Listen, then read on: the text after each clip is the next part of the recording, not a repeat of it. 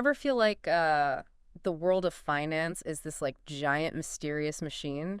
Mm. Today we're diving into how that machine got built. Yeah. Financialization and globalization. Big topics. Yeah, definitely big topic. Right. And they're often talked about in these like super abstract terms. Yes. But they're not just theoretical concepts. Yeah. They have very real impacts on everything from like the price of your morning coffee Oh, yeah. to the job market you're navigating. We've got some really interesting research to kind of guide us today. Yeah. But first, let's just start by kind of grounding ourselves. Okay. What exactly are financialization and globalization anyway? Right. So think of financialization as the Okay. growing influence of financial markets and institutions on, Yeah. pretty much everything. It's like Wall Street's reach, extending Right. far beyond the trading floor into every corner of our lives. So it's not just about stocks going up and down. It's about how that financial world starts to like dictate decisions in other industries, even our personal lives. Absolutely. And Okay. intertwined with that is globalization,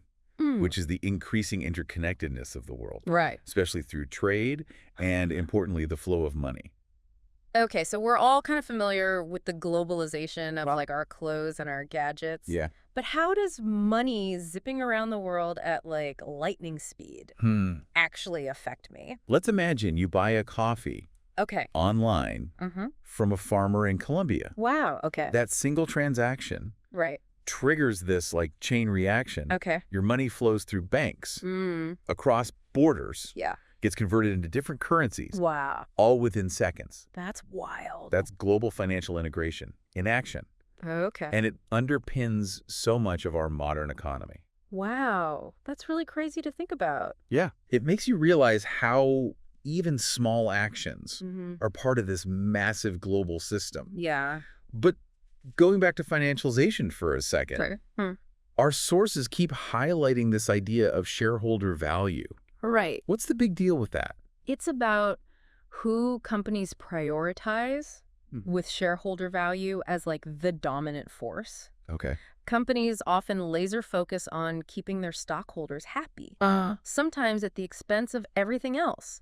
Employees, long-term growth, even ethical consideration. So it's like short-term gains trumping the bigger picture. Yeah. I've definitely felt that pressure at work before, where meeting like immediate targets felt way more important than, say, investing in employee development or a sustainability initiative. Absolutely. Is that what we're talking about? That's a perfect example Okay. of how financialization shapes workplace culture. And to illustrate the potential downsides, Okay. our source points to companies prioritizing stock buybacks.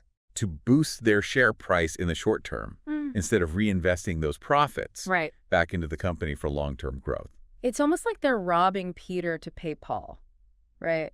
Sacrificing the long-term health of the company just to make a quick buck for shareholders. That's a good analogy. Okay. And this can have real consequences, not just for the company itself, Right. but potentially for employees, Yeah. consumers, even the broader economy. Okay, so we're starting to see how financialization can be a bit of a double-edged sword. Yeah. What about globalization? Is it all sunshine and rainbows, or are there downsides to a more interconnected world? There are definite benefits. Okay. Access to new markets, cheaper goods, Yeah. the potential for increased collaboration Right. and innovation. But it's not without its challenges. Okay. One of the biggest concerns highlighted in our sources is the potential for increased economic instability. I get how that, like, free flow of money could be good, but it also makes me nervous. Yeah. Thinking about things like the 2008 crash. Is that a valid concern? Absolutely. Okay. When economies become tightly interconnected, problems in one area can quickly spread, Yeah. like a domino effect. Okay. The 2008 financial crisis is a prime example of that. Right. It started with the U.S. housing market, but rapidly spiraled into a global crisis Okay. due to the intricate web Yeah. of financial relationships across borders. So while interconnectedness can be a good thing, it also means we're all more vulnerable when things go wrong. Right.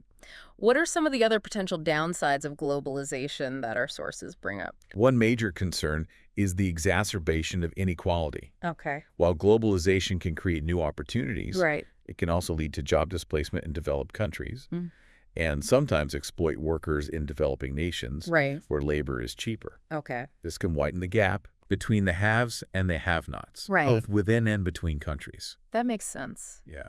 It seems like with all this talk about interconnectedness and financial flows, we're really reliant on these massive institutions like banks and global organizations to keep everything running smoothly. Yeah. Is that dependence a good thing? It's a key point. Okay. Our sources highlight. And it brings us right back to the intertwined nature of financialization and globalization. Okay. It's this complex web of relationships that can make the system both powerful and precarious. And as countries become more integrated through globalization, there's often a push to deregulate financial markets, allowing for even more free flow of capital. Deregulation. Yeah. Doesn't that sound a little risky? It can be. Okay. While deregulation can sometimes stimulate economic growth, it can also create opportunities for excessive risk-taking and even manipulation within the financial system. Oh, wow. And when those risks materialize, the consequences can be felt globally, particularly in a highly interconnected world. So it's like a constant balancing act, trying to harness the benefits of these forces while mitigating the risks. It all sounds pretty complex. It is complex, but the more we understand about these forces, the better equipped we are to navigate them and advocate for policies and practices that create a more equitable and sustainable future. Well, on that note, let's dive into some of those potential solutions. Okay. Our sources point to some interesting trends like the rise of sustainability in finance and the continued growth of digital globalization. What's the story with those? Those are definitely trends worth exploring. Okay. On the sustainability front, we're seeing a shift in investor awareness. People are increasingly interested in ESG investing. ESG. That's something I've heard a lot about lately. But could you break it down a bit further for me? Sure. What does that actually look like in practice? It's about considering a company's impact beyond just profits. For example, environmental factors might include a company's carbon footprint or its efforts to reduce pollution. Social factors could involve their labor practices. Like fair wages and safe working conditions, both domestically and internationally. And governance refers to things like transparency, ethical leadership, and how a company manages its overall impact on society. So it's like a holistic approach to investing where you're not just chasing the highest return, but also considering the impact your money is having on the world. Precisely. And this is where financialization can actually be a force for good. Investors are increasingly demanding transparency and accountability from companies. And that pressure can drive positive change. We're seeing a growing number of companies adopting more sustainable practices to attract these investors. It's a powerful example of how financial markets can influence real-world outcomes. That's definitely a more optimistic take on financialization than we started with.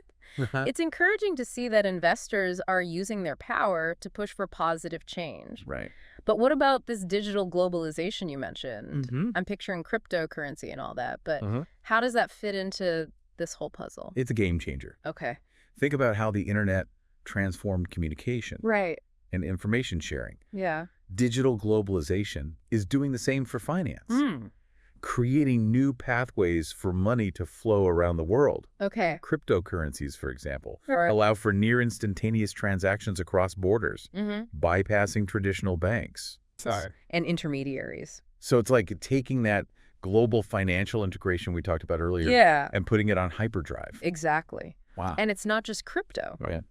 Central banks around the world are exploring their own digital currencies, which could have a huge impact on the global monetary system. Plus, fintech companies are using technology to make financial services more accessible and efficient for individuals and businesses everywhere.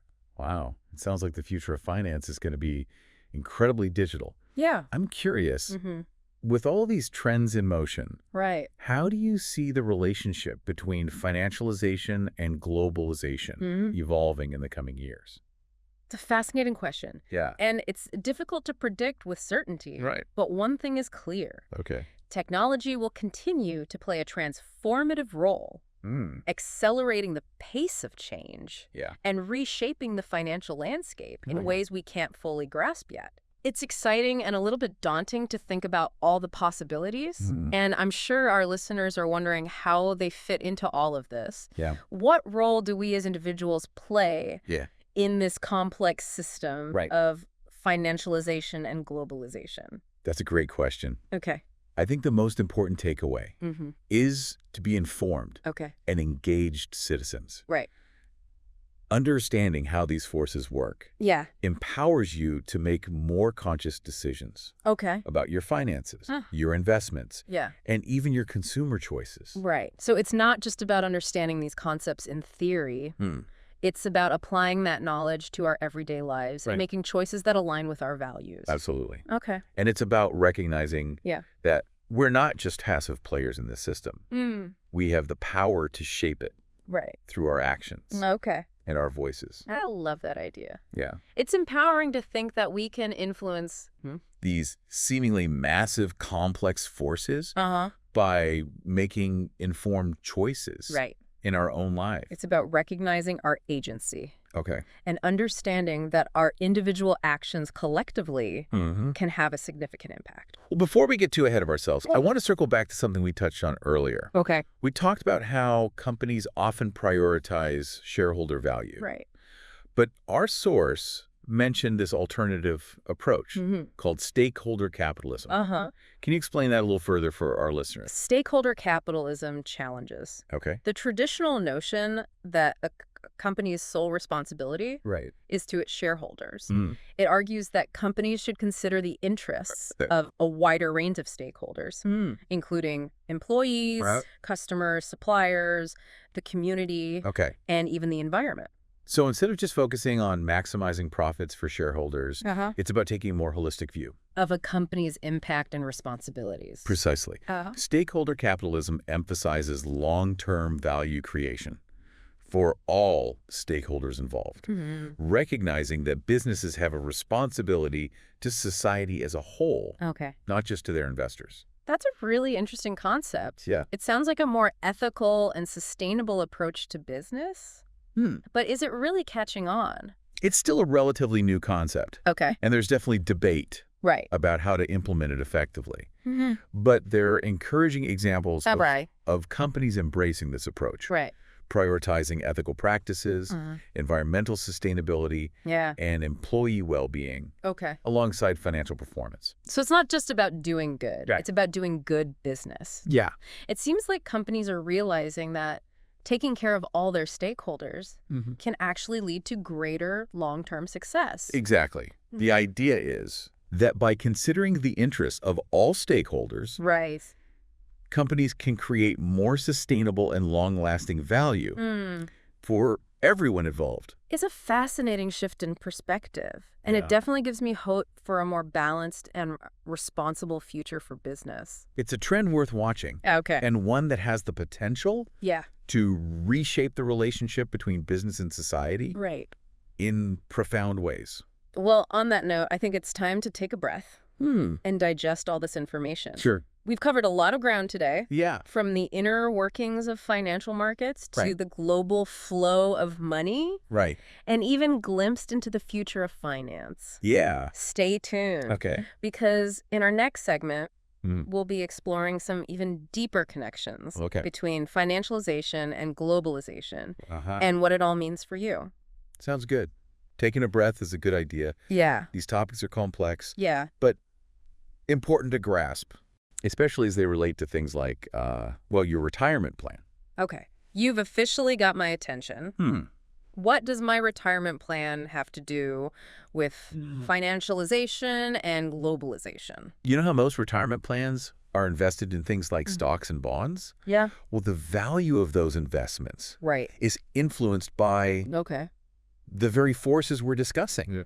Financialization has led to the growth of these massive financial markets. Okay. Where your retirement savings are essentially swimming around, Right. exposed to all the ups and downs of the global economy. So when the stock market takes a nosedive, like in 2008, right. it's not just some abstract event happening on Wall Street. It's directly impacting my future financial security. Exactly. And globalization plays a role, too. Okay. The companies in your retirement portfolio are likely multinational corporations. Right. Operating in multiple countries. Yeah. Meaning their success is tied to this intricate web of global trade investment and financial flows. It's kind of mind-blowing to realize how interconnected everything is. But it also feels a bit overwhelming. Like, how am I supposed to make sense of all this and make informed decisions about my own finances when these forces seem so big and complex? It's not about becoming a financial expert overnight. Okay. It's about developing a basic understanding of the forces at play and how they might impact your financial well-being. Okay. Our sources really emphasize the importance of individual awareness and agency. So what can I actually do as an individual besides, panicking about my retirement fund? Well, knowledge is power. Okay. The more you understand about these topics, Okay. the better equipped you'll be to make informed choices. For example, when choosing investments for your retirement plan, you might consider companies that align with your values. Right. Perhaps those with strong ESG practices. Right, those ESG factors we talked about earlier. So even my retirement plan can be a way to express my values and potentially contribute to positive change. Exactly. And beyond investing, your consumer choices matter too. Supporting businesses that prioritize fair labor practices, environmental sustainability, and ethical governance can send a powerful signal to the market and encourage more companies to adopt those practices. So it's like voting with my wallet. Yeah. Choosing to spend my money in a way that supports the kind of world I want to see. Precisely. Okay. And don't underestimate the power of conversation and advocacy. Talking to your friends, family, and colleagues about these issues can help raise awareness and inspire others to take action. And engaging in political processes, supporting candidates and policies that promote responsible globalization and ethical finance can make a real difference. It sounds like even small actions like choosing where to buy my coffee or who to vote for can be part of a much larger movement toward a more just and sustainable system. That's the key takeaway. Okay. We're not just passive bystanders in this global system. We all have a role to play in shaping its future. That's encouraging. Yeah. But going back to these trends we're seeing, I'm still really intrigued by this whole digital globalization thing. Okay. It feels like the Wild West of finance, with all this talk of crypto and new technologies popping up constantly. Yeah, it's definitely a rapidly evolving landscape. And there's a lot of uncertainty about how it will all play out. Right. But let's start with the potential benefits. Digital technologies can increase access to financial services, particularly for those who have been traditionally underserved by traditional banks. So it could be a way to level the playing field, giving more people access to financial tools and opportunities. Exactly. And it has the potential to make financial transactions more efficient, transparent, and secure. Reducing costs and friction in the global economy. That all sounds pretty positive. Yeah. But what about the risks?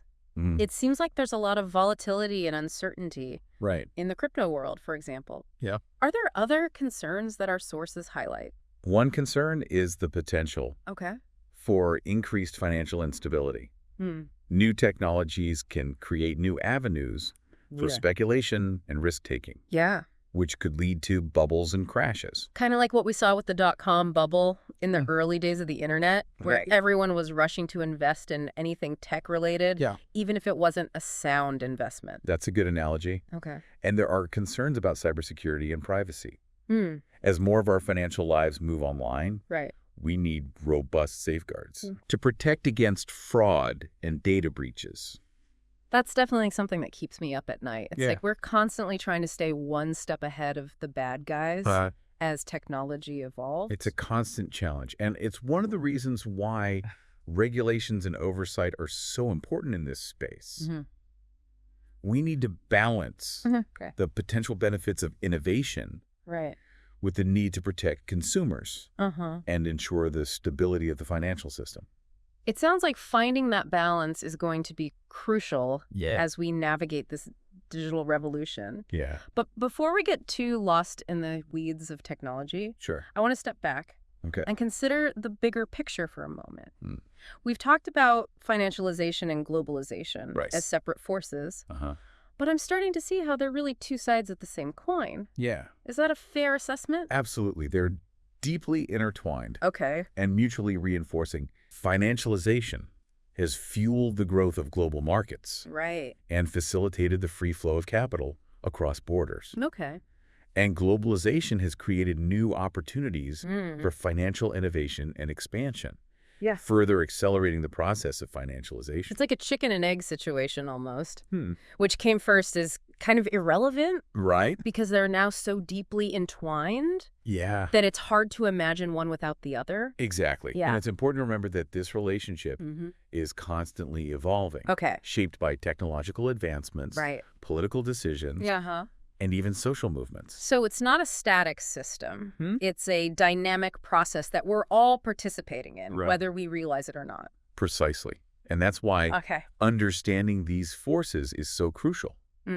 It empowers us to engage in informed discussions, make conscious choices, and advocate for the kind of future we want to see. Well, speaking of the future, our sources point to some pretty significant challenges and opportunities on the horizon. What are some of the key trends that we should be paying attention to? One major trend is the growing focus on sustainability and social responsibility.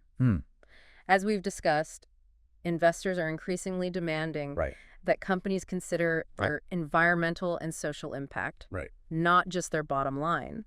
This is leading to a shift toward more sustainable business practices and a growing interest in impact investing, where financial returns are weighed against social and environmental outcomes.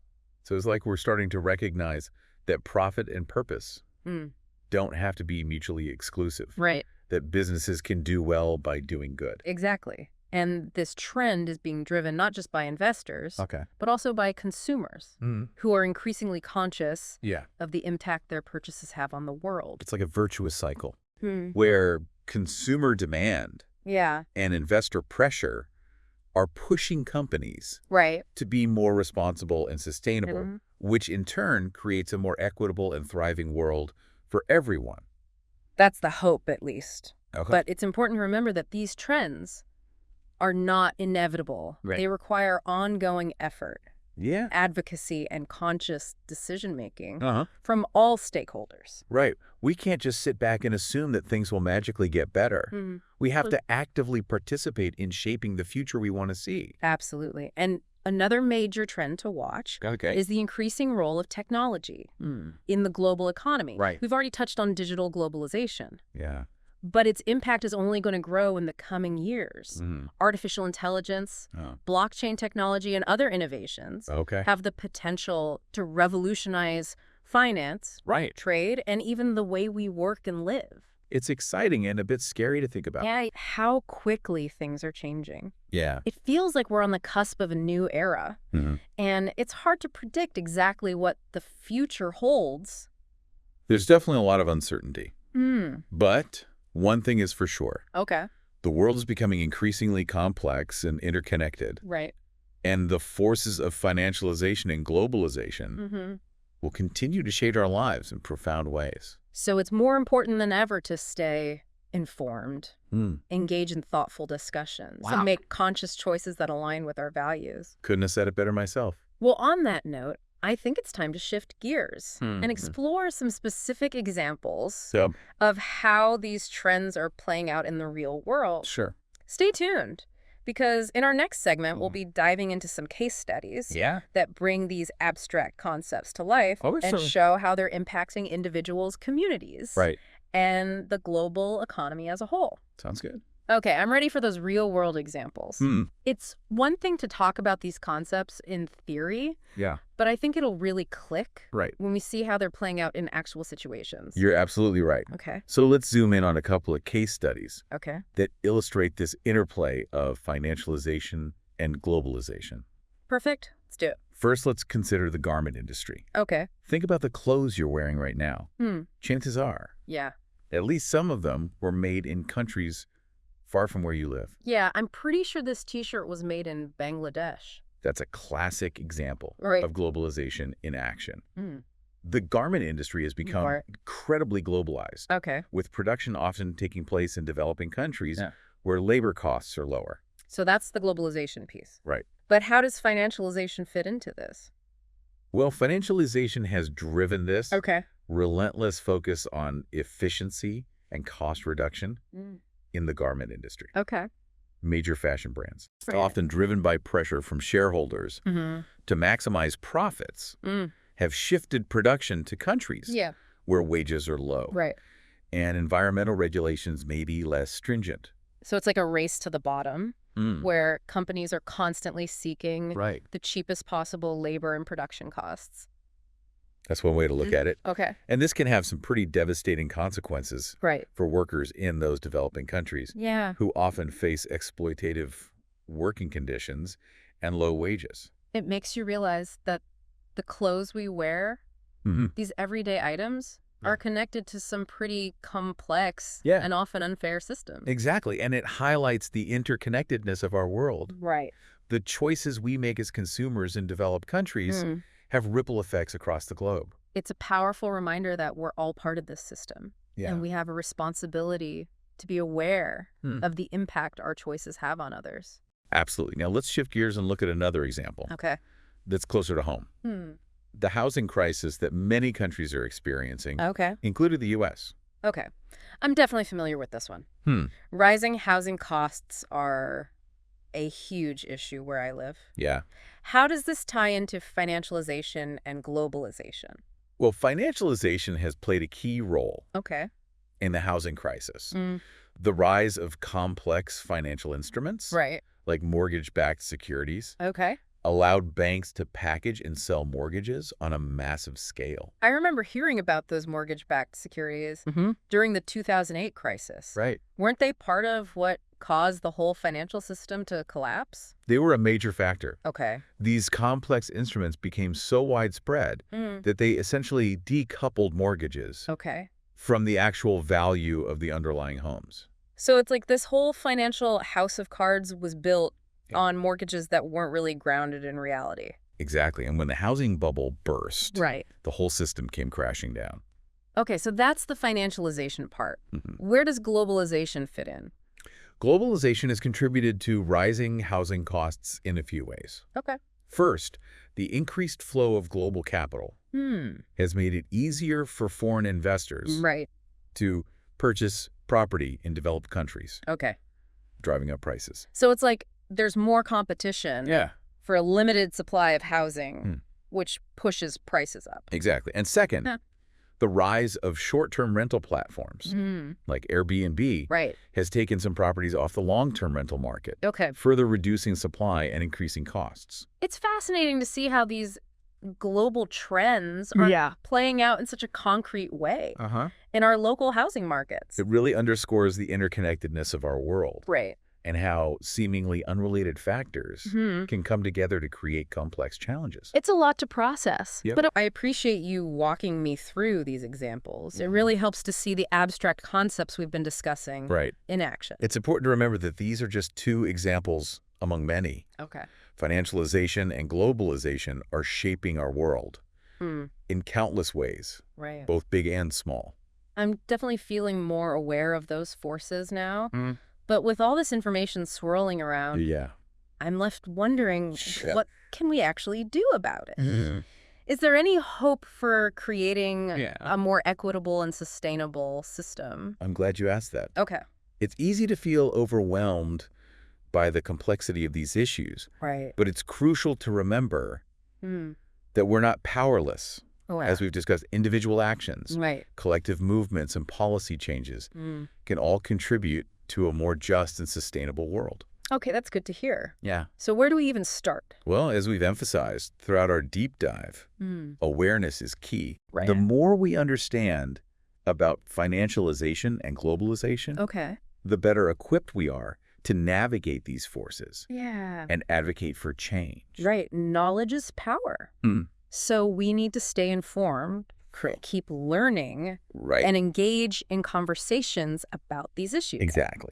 And we need to support organizations and initiatives that are working to promote responsible globalization, ethical finance, and sustainable business practices. So it's about putting our knowledge into action. Yes. Using our voices and our choices to push for positive change. Precisely. And don't underestimate the power of voting. Okay. Supporting candidates and policies that prioritize social and environmental responsibility can have significant impact on shaping the future of globalization and financialization. It sounds like there's no single solution, but rather a combination of individual actions, collective efforts, and policy changes that can move us towards a better future. That's a great way to put it. Okay. It's a multifaceted challenge that requires a multifaceted response. Well, this deep dive has definitely opened my eyes to the complexities and interconnectedness of our world. I'm feeling a bit overwhelmed, but also empowered to learn more and take action. That's the perfect takeaway. Okay. It's about embracing complexity, recognizing our interconnectedness, and using our knowledge and agency to create a more just and sustainable world. Well, on that note, I think it's time to wrap up our deep dive into financialization and globalization. It's been a fascinating journey. It really has. And a huge thank you to our expert for guiding us through these complex topics. My pleasure. I've learned so much, and I'm sure our listeners have too. And to our listeners, thank you for joining us on this deep dive. Yeah. We hope you found it informative, thought-provoking, and empowering. Absolutely. We'll be back next time with another deep dive into a fascinating topic. Okay. Until then, stay curious.